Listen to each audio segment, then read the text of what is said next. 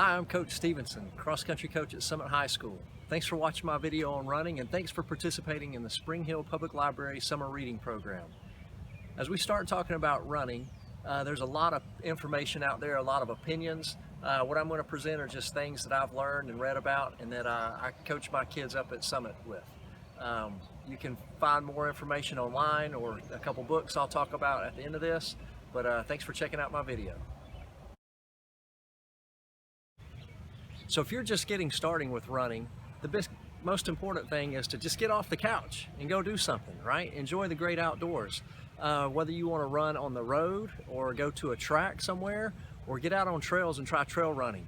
All are fantastic opportunities and a lot of fun once you get out there. Starting out, it might seem a little daunting on what you want to do and where you want to run. Just choose your neighborhood. If you have a safe area to run in, maybe pick out a route. If you want to find a certain distance, like a 1 mile loop that you can run, that's a great way to start. But just get out there. If you've never run before, it might take a little bit of time. Maybe you want to start off with 1 minute jog and then 2 minute walk, and then come back with a 1 minute jog. Set your time that you want to go. Maybe let's say I want to try to do this for 15 minutes, and then do that rotation, the 2 minute walk, 1 minute jog, and then you can kind of lower your walking times and increase your running times until you're able to run the whole 15 minutes. As you get out there, safety is really important. Make sure, this is one of my biggest pet peeves of just when we're out walking the dogs and such, make sure that you're running toward traffic. You're walking on the left side of the road. You can see cars approaching you as they come. You do not want to be running on the right side with traffic. Those cars can come up behind you and you won't hear them coming possibly, and it could be a bad accident waiting. Along with that, I know a lot of people like to run with headphones in to have that playlist for their run. That's great, but be very careful as you do that, and make sure that you can still hear your surroundings as you're out running. If you have sidewalks available, it's very important that you stay on the sidewalk. If that's not there, again, on that left side of the road, running towards traffic as you go. It's a great idea to let somebody know where you're going, what your route's going to be, and then if you could, to have somebody go with you if it's an area that might not be as populated, so that you have somebody with you, kind of safety in numbers with that. Make sure you obey all traffic laws. If you're coming up to a stop sign and cars are coming up, you got to make sure that they see you, you make eye contact with them. Don't just assume that somebody that's driving is just going to see you and allow you to cross the road in front of them. Be courteous as you come up to other runners. If you're on a sidewalk and there's somebody walking towards you, move over to your right side to go past them. If you're passing somebody who's walking the same direction you are, let them know you're coming. I'm sure you've all been out running some or been out walking and somebody comes up behind you and you get that startled jump. But say, hey, on your left, or runner behind. Just be courteous as you go out and run. Smile, wave at cars that are coming by. It's an awesome time to get out and just make somebody's day. You never know when that little smile, that little wave could just change somebody's day, and you could be a part of that. Clothing is important as you go out. If it's getting darker and the sun's kind of going down, reflective clothing is very important. You could buy a vest, or a lot of running clothes already have reflective strips on those. That's a good idea also. There's a lot of technology out there to help you enjoy your run, whether that is Map My Run is a popular app that people use. The Strava app is one that a lot of people use. Those apps are great. It connects you with other runners that are in the area. You can track routes where you've run. It'll give you your pace, your distance. You can compare your routes and runs to other people that are in your area. And a lot of the apps will allow you to find routes that are in the area. Strava in particular has a couple challenges or segments that you can run and compare your segment to other people. It feels really good to see that, hey, I'm the top male for the year 2020 on this segment, or create a new segment and challenge your friends to see who can run the best section of that run. The technology that's out there is unbelievable as far as running watches, whether you've got a Fitbit and iPhone, iWatch. I just go with the standard old Timex Ironman watch with a stopwatch and a timer to help me get out and track my pace and my distance or my time that I'm running. Which the sky's the limit on what you want to do with that. You can just use your phone. There's under the health settings, there's a step counter and a lot of different information that you can use that you might already have with you, specifically on the iPhone. Some of the other phones have those opportunities also. All right, so you've got your apps, you've got your watch, you know the traffic laws, you're gonna run toward traffic, and then you're dressed comfortably, ready to run. It's a good idea to go ahead and start out with a slight warm-up. I suggest maybe 8 minutes of easy warm-up, brisk walking, jumping jacks, loose light jog if you're not used to jogging yet, maybe just a brisk walk, but around 8 minutes. You want to get your heart rate going, get your muscles, the blood flowing to those and warming up. That couch to 5K, just walking out the door and taking off running, not always a great idea. A lot of people do that, but in the long run, if you're starting out, it'll be very beneficial for you to warm your body up and kind of get moving as you start this training adventure. Okay, following your 8-minute warm-up, your muscles are ready to go, you're kind of breathing hard, getting ready to start this adventure. There's a couple stretches that I think you should do. As we warm up, these stretches are called dynamic stretching. It's not the static stretching that you would normally think of you know, bending over, doing a toe touch, getting your hamstrings. It's all going to be dynamic movements called dynamic stretching as we go there. So there's a couple of those. We'll do some high knees where we're running with our knees up high. We'll do some butt kickers where we're getting a fast turnover with our feet, getting our heels up, hitting our butt.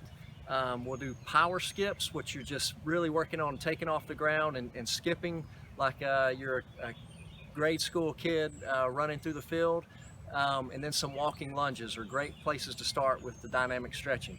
The first one is the high knees. Maybe you want to mark out a section that's 20 yards long, and you'll do, let's see, 3 reps of that. So I would go high knees down, come high knees back to my starting position, and then one more high knees back down with a little break in between those. The form on that high knees is very important. You're not looking at covering ground as you go. You want it to be fast, rapid steps, as many steps as you can get in before you get to that 20-yard mark. So if we start off, it's just going to be really high, going fast, not moving too far, getting our knees up high. Okay, then we would do that back and then come back with that. Our butt kickers are working on our kick on our run stride as we go. So we're looking at getting our heels up to our butt. Same idea, 20 yards out, maybe 3 times of that. But again, it's fast turnover. Don't try to rush through these. You want to take time and really get your muscles going with this as you go. So butt kickers would look like this.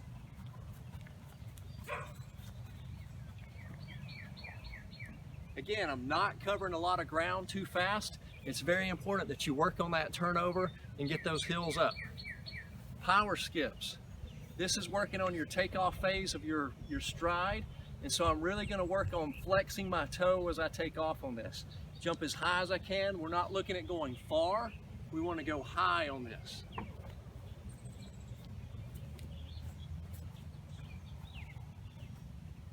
Again, 20 yards down, 20 yards back, and one more 20 yards with that.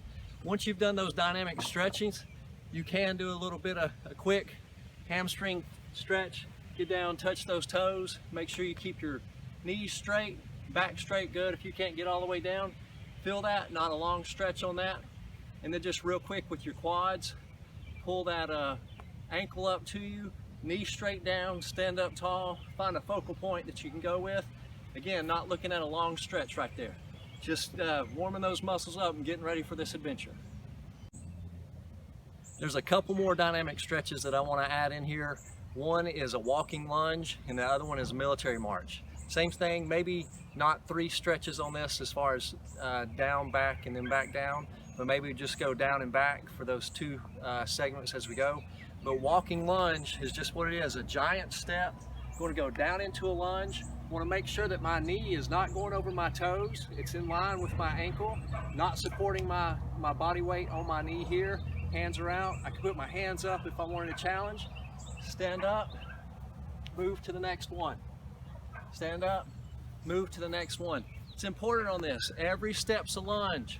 A lot of times we'll come down, kids will take that lunge, stand up here, and they'll kind of shuffle a little bit and then go to the next one. Use all the ground that you've got to really stretch that. You'll feel that in your quad and build some strength with that. The next one is the military march. This one is very slow and controlled motion. You're going to go left arm up, right leg out, step back down. Left leg, right arm, step back down. Just that military march. If you've seen the videos of the former Soviet Union armies, this is what they look like in line as they're walking out. That's a great stretch for your hamstring. Again, dynamic stretching, not static stretching, getting your muscles moving, blood flowing, ready to run. All right, the next thing we'll talk about is running technique. If you're just starting out, worrying about technique is maybe not the most important place to start, but if you've run a little bit and you want to improve your run, you want to pick up the pace a little bit, technique can make a big difference. So we'll start top and then work our way down with that. As you're running, you don't want to be hunched over, right? We want to make sure that we're up, standing tall with our head up tall, our shoulders back, opening up our diaphragm so we can get as much air in our lungs as we can. Another thing we want to do is make sure that as you're running, you're not coming across your body with your arm swing. A lot of people come across like this. If you can open those arms up and then run out to the side, right? Elbow and forearm at a 90-degree angle running, loose hands, don't run with clenched fists, but loose hands, elbow at a 90-degree angle, and open up from your chest. Don't close that diaphragm off. Keep it open so you can breathe well. Okay, as we move down, I want to have a slight lean forward. I don't want to stand up tall. We're not looking at sprinting 100 meters as we get up going Usain Bolt style. We want to lean forward a little bit, and this is going to help you with your foot strike. Okay, our next thing that we're going to look at is foot strike. It's very important as you're running that you not lead out. A lot of times if we're standing up too tall, we'll lead out and we'll have a heel strike first, and then we'll roll into our step. Essentially what's happening is that you're putting on the brakes every time you run. Brake and run, brake and run. We want to make sure that we're putting the least amount of resistance on our stride as we can as we go. So I like to have a mid-foot strike. We're not running up on our toes, not sprinting, not getting up here. There is a place for that when you're trying to sprint out and go fast, but as we go longer distance, you want to make sure that you're landing mid-foot strike and then rolling into that. So make sure your heel's not coming down first, but lean in mid-foot, kind of on the ball of your feet, and then roll up to your toes. And with that slight lean forward, it'll help with that, and you're not going to have that resistance to your stride as you start running. All right, once you've worked on your technique, you got your warm-up ready, you're ready to run, you got to figure out, what's my run going to look like today? There's quite a few different quality runs that you can do. If you're just wanting to get out for general conditioning, it's just good to maybe set a 30-minute goal or a distance goal. Maybe you want to say, I want to run 2 miles today, and go run 2 miles, right? Or maybe you want to increase your distance, but you want to go out for maybe 30 minutes. Maybe for 30 minutes I can run 3 miles, and then I want to push myself and see if I can run a little bit further. One of my favorite workouts is to set my watch on 15 minutes. Okay, I'll take off running, run for 15 minutes. Once my timer goes off at that 15-minute mark, I'll turn around and come back. Ideally, I'll be able to finish at the place that I started. 15 minutes out, 15 minutes back. One of my favorite runs. As I start to challenge myself, it might be that I find out I ran a little bit too fast on the first 15 minutes and I don't quite make it back. Or it's a really good day, I'm feeling fantastic, I make it a little bit further past my starting point on that 15-minute mark, and then you're like, yeah, I did a little better run today. I felt that work. It was fantastic. So that would be maybe considered a long run.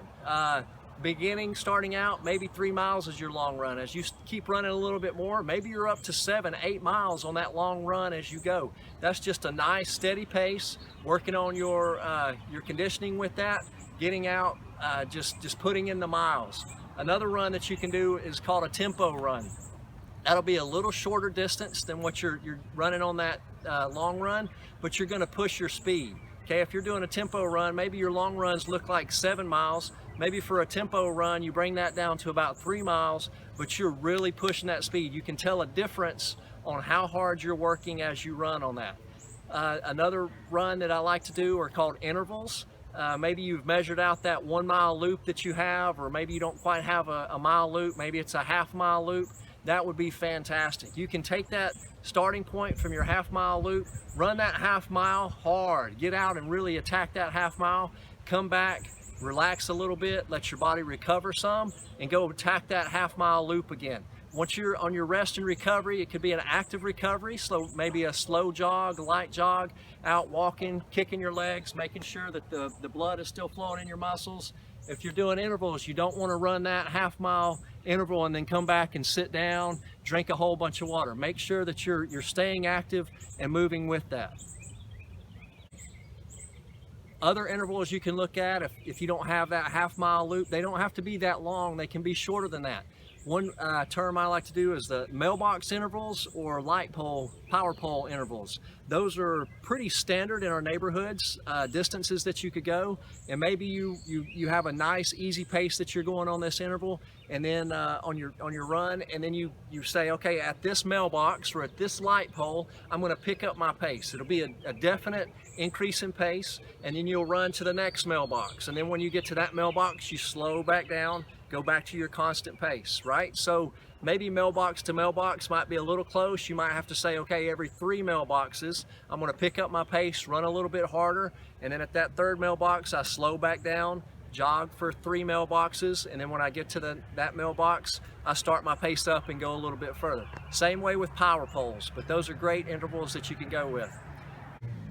Another run I like to do are called fartleks. That's where I pause when I'm coaching and let everybody laugh for a second as I introduce that. Yep, fartleks. This run is fun, but it's a tough run. So I'll be going out for a longer run, maybe my long run pace, just out for that nice easy jog, okay? And when I'm running up maybe to a light pole mailbox, but we're not doing the certain intervals, and I'll say, okay, when I get to that mailbox, when I get to that light pole, I'm gonna all out sprint as hard as I can, right? And maybe for 10 seconds, 7 seconds, 15 seconds, maybe up to 20 seconds. 30 seconds might be the longest you wanna go on that, but then you ease it back down. So if I get to that mailbox and I'll just all out go, maybe I increase my pace, I'm up on my toes a little bit, but I'm really getting after it. And then after 7 seconds, just counting in my head, I drop back down, go back to my jog, and just go with that easy jog, let my body recover. Maybe I jog for a minute and I see the next light pole coming up and I get after it again. Maybe this is only 5 seconds this time, but I'm running hard, 5 seconds, back down to my easy pace and just cruising into that. The final workout I want to talk about are track workouts. If you have access to a track, it's a fantastic opportunity to get out, run on a flat, even surface. One of my favorite workouts on the track is called a ladder workout or a pyramid workout. So I would start off going maybe 100 meters, again, after my 8-minute warm-up and my dynamic stretching. I go 100 meters hard, and then I'm gonna rest and recover for 100 meters. So maybe I sprint the straightaway, and then I walk on my turn. When I get to the next turn, after I've recovered for the distance that I ran, now I would run 200 meters. So I'll run the straightaway and then the turn. So that would be my 200-meter sprint. Now I'd recover for 200 meters, a straightaway and a turn, and then I would sprint for 300 meters. So now I've got a straightaway, a turn, and another straightaway. And then I would recover, whether I'm walking or jogging for that recovery, and then I go to 400 meters. That one beautiful lap around the track, sprinting as hard as I can, and now you're gonna recover for that 400 meters as you walk around, jog around, and then I'll work my way back down the pyramid. So we started with 100, 200, 300, 400 at the top of my pyramid, and then I come back down 300 with my recovery, 200 with my recovery, 100 with my recovery, and then we'll go to a cool down, and we'll talk about that.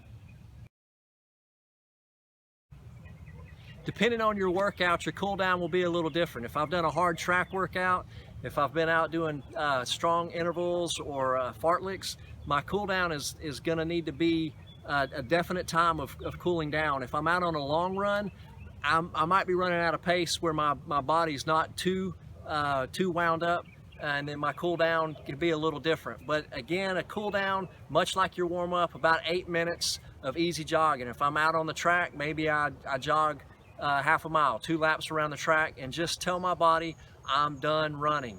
Okay, this is important. If you're running with some friends, as you're doing your cool down, no matter how hard you trained during your workout, there's always that last 50 meters, those last 100 meters. If you're training with somebody else on that cool down and you feel like, oh, I need to race them, I'm gonna beat them on the cool down, don't do it. Okay, make sure this is a cool down. We're telling our bodies, thank you so much for allowing me to work hard. It's been awesome to get outside and run, but I'm done. I want to stop, I want to recover, and I'm going to cool down. So make sure that cool down is all the way through. Once you get your cool down in, your breathing's under control. We don't want to start our stretching if we're still breathing hard from our workout, but our breathing's under control. Then we can go into more of our static stretching that you're used to typically seeing with stretching. You can start with your arms, get you a good shoulder stretch here, your triceps. A lot of that when you're first starting out and you're moving your arms will get sore a little bit. Okay, then we can go down to our hamstring stretch where we're just gonna bend over again, touch our toes, maybe for a count of 10. I love to roll that back up, reach up into the sky. That's kind of my Toy Story Woody reference. Reach for the sky, and then I dive back down like I'm swimming in the pool and just hang a little bit. Try not to bounce. A lot of times you'll see people bouncing when they're stretching. Don't bounce. Just a nice easy stretch. Feel that in your hamstrings, and then roll back out of that. And now I'll go back to my quad stretch. So I kick my leg up. If you don't have the balance to do this, you can sit down on the ground and do it. But again, I'm standing up tall, looking off into the horizon, finding that fixed point, my knee pointed straight down, standing up tall. 10, 15 seconds each leg. Grab the other leg, feel that stretch in that quad, feel the hard work that you just put in on this run. Okay, next we would go to our calves and Achilles. I like to kind of start up and then work my way to the ground. If you've been on any of the yoga videos and seen that or familiar with yoga, this is kind of our downward dog stretch, but we're gonna get our calves and our Achilles with that. So we'd be down in this downward dog.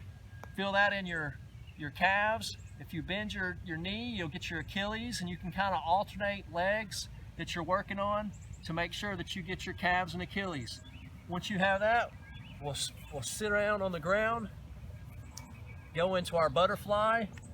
This is another one of those where you'll see people wanting to fly away on their butterflies. We're not flying away. Just feel that stretch right there for the butterfly.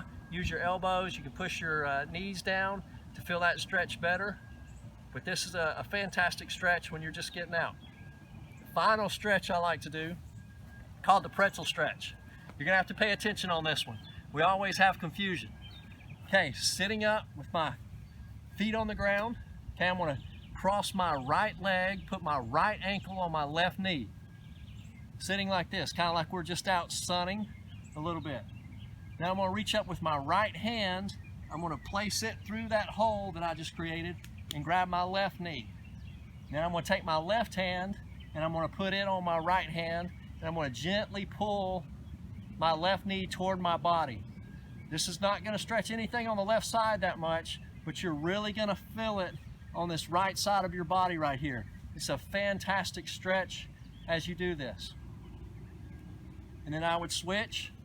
So I have my feet on the ground again, left ankle on my right knee, left hand through that hole, grab my right knee, right hand on my left hand, and then pull that to me. Sometimes that stretch isn't quite there, and so you can use your hand and push outward on your knee, and you'll really feel that in your hip. It's a fantastic stretch. There is one more stretch I wanted to do. Instead of the pretzel stretch, this would be a stretch for your back. My legs are straight out in front of me. I put my right leg, I cross it over my left leg. I like to give my knee a hug, sit up tall. Again, you can feel that in your glute there. And then you can take your left elbow, put it on your right knee, and twist back. My right hand goes on the ground behind my back, and I twist out, look over my shoulder, and get a good stretch there. Then we switch, leg straight again, left leg over right leg, give it a hug, sit up tall, feel that there. Couple seconds, then switch, right elbow, left knee, left hand back on the ground, turn out, look over your shoulder. and feel that stretch. All right, you did it. You warmed up, you went for that run, you've cooled down, and now my favorite part, okay? Out of all the exercises, the recovery portion. I love the recovery with a glass of chocolate milk. Get some protein, some carbs, some sugars, refills your body. But it's very important that you do, within 30 minutes, that you get some protein and carbs, some peanuts, some cheese, but get something there. Make sure you're hydrating with water. But it is very important to go ahead and refuel your body after that exertion, to go ahead and give it something to start building on as you go with that. As you look at planning your run, where you want to go, the sky is endless. When Spring Hill has so many neighborhoods with sidewalks, you can get out and run. If you're a little more adventurous and you want to get out on a trail somewhere, you can go out to Preservation Park in Thompson Station. It's a fantastic area to run. There's some routes in Map My Run, Strava that you can look at and compare yourself to other people. Thompson Station Park is a fantastic location. They've got the running trail down on the bottom part that kind of goes around the flatter land. There are some rolling hills there, but you can also trail run back up toward Heritage. Those two parks connect behind the Heritage softball fields, baseball fields, and Thompson Station Park is a great area to run. On Keegan Road, I think Jerry Irwin Park is a fantastic slight hills but paved path that you can run around there. As far as trail running, down in Columbia at Chickasaw Trace is a mountain bike trail, but you can also run down there, and it's a great opportunity to get out, enjoy the wilderness, and just see some sights that are out there. A couple books that I've read on running: Run Less, Run Faster. Who doesn't like that? Hear that again. Run Less, Run Faster is a great book to read that talks about the quality workouts.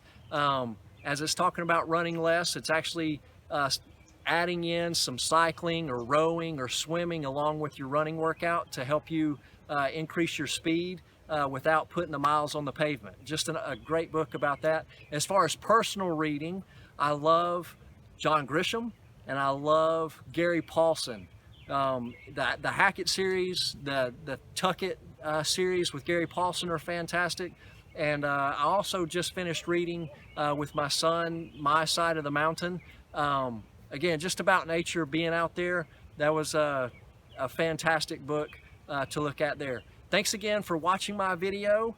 Good luck on your summer reading program. Get out, be active, and have fun.